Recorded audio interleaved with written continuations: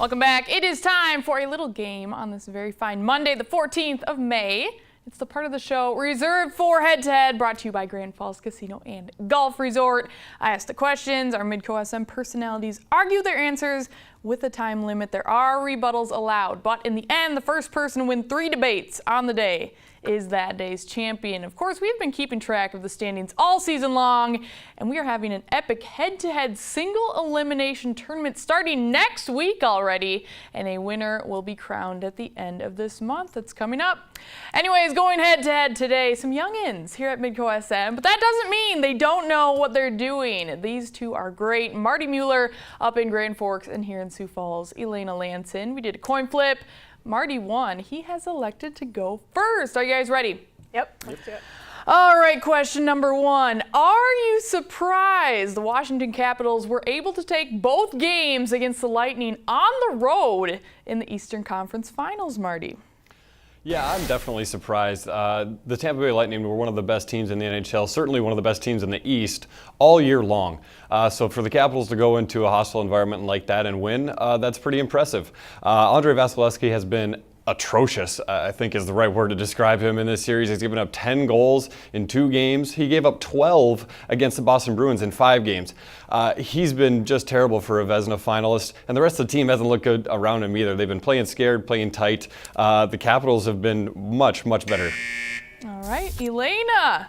I'm not surprised at all. They are on a 4-game winning streak, and 2 of those games were against the defending Stanley Cup champions. And a couple of those games without Wilson and Backstrom. They'll get Backstrom back hopefully within this series, but not surprised at all, especially if Ovechkin keeps doing his superstitious speed skate around the rink before their Monday practice. So hopefully they'll get back into it and just keep it going, and I'm here for it. I like it. I'm here for it. I'm going to go with Marty on this one. I feel like Tampa Bay, it's the finals. You got to bring it, and they're not looking so hot. So with that, Marty Mueller, question number 1 belongs to you. All right, question number 2, talking about Elena's Cavs. On a scale of 1 to 10, how worried should LeBron and the Cleveland Cavaliers be about getting past the Boston Celtics, Miss Lanson? I'm going to have to go with a 4. I mean, it's just game 1. They're still getting into the rhythm of things. LeBron and crew need to get it together, though. That was a poor performance in game 1. I will say, I mean, they were 26 trailing going into halftime. They'll need to step it up. And they were 60 of 38 from the field. So going into game 2, I think they're going to have to see what they're doing under the basket and kind of where the Celtics are stopping them. And if they get that figured out, no problem. I think they'll be able to pull it out in this series. So just a 4, not a lot of concern. All right, Marty. I'm glad to see the Cavaliers fan in you didn't come out in that answer at all.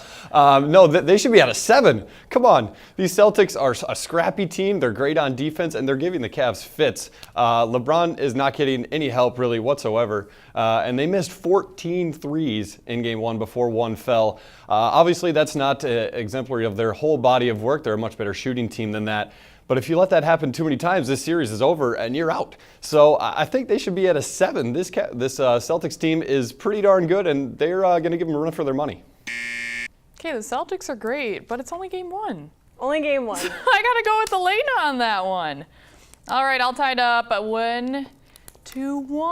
Talking about Big Sky softball now. The Big Sky softball tournament was cut short due to inclement weather this past weekend, and Sac State was awarded the NCAA tournament bid as a result. Is there a better way of handling this situation, Marty? Yeah, you know, it's pretty unfortunate the way some of these teams and some playing careers came to an end over the weekend. It's something that happens, though. Weather doesn't always cooperate. And the Big Sky probably got the right team to move on anyway. But there's got to be something that can be done to give these teams a chance, right? To prove it on the playing field, shorten the games, play extra or play shorter innings. Who knows what? But there has to be something to be done to give these teams a chance at saying, hey, we can compete with anybody throughout this tournament. All right, Elena. All right, there were 11 games left before the NCAA deadline on Sunday night, and they couldn't get those in, which was really sad, especially for all those athletes. And there was a new rule this year that was put in place that said a team could only be playing 2 games per day, couldn't play more. And I think in this type of situation, they should be able to bend that rule, have the teams play more games, and take it from double elimination to single elimination, and just try to get those winning teams back on the field, see if they could get that spot. And I think no matter what, fighting for those spots, even if it's a different situation than a normal championship setup, I think that teams would rather fight for those positions and might have different rules set up in place than just kind of give it to somebody. I gotta go with bending the rules. You gotta bend them a little bit right there.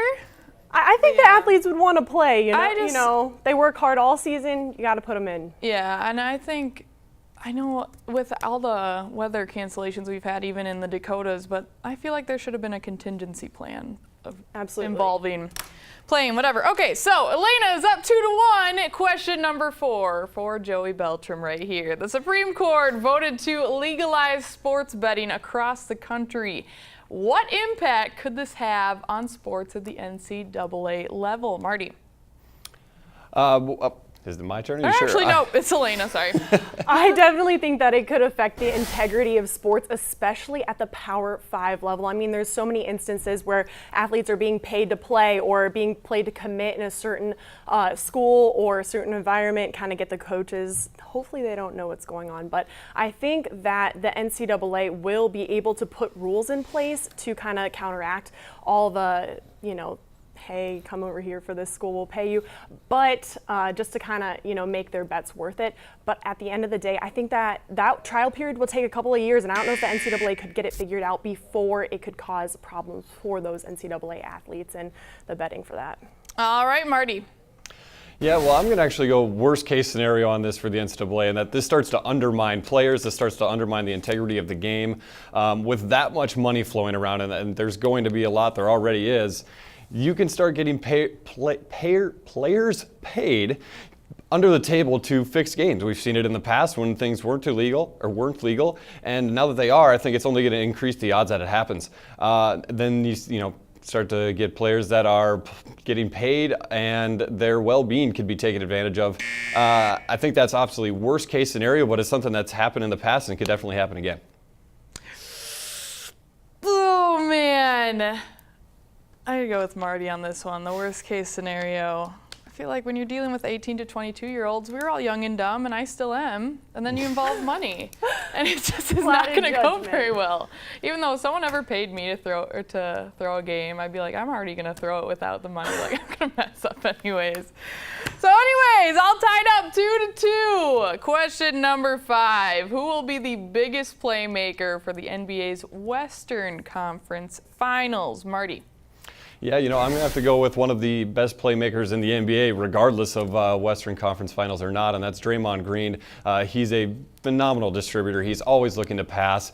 He's a decent rebounder, and he's always looking to distribute on the rush too, and that's something that the Warriors are great at. One thing that benefits him too is that the Warriors are a shoot first type of team. They love to shoot the three, and he can find the guys better than anyone. When they knock down those threes, his assists per game go up. I think he's at like 9 per game over the regular season. He's a tremendous facilitator, Draymond Green.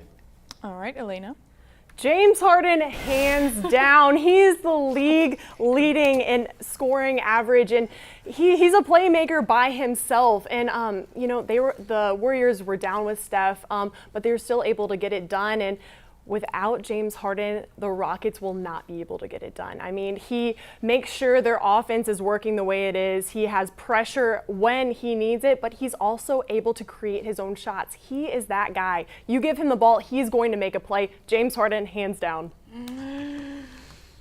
Rebuttals? I would say that he's more of a scorer than he is a distributor playmaker, but to each their own. Okay, well, I feel like they could get it done without Draymond. They could. I don't know. Don't you think so? Don't you think so? If you take James Harden away. Klay Thompson. I mean. I gotta go with Elena on this one, because if you take James Harden away, it's game over. So with that, Elena Lanson, 3-2 victory on the day. Thank you guys so much for playing. All right, if you have any topics or questions you'd like to see debated, join the conversation. Let us know. You only have about 2 weeks to do it because our season's about to end, but you can tweet them at me. That's at Stewart MidcoSN, or to our network account at MidcoSN. We love to hear from you guys, always. We are going to step away for a minute, but when we come back, we'll catch you up on how the NDSU men's golf team performed today at the Stockton Regional out in California. Stay tuned.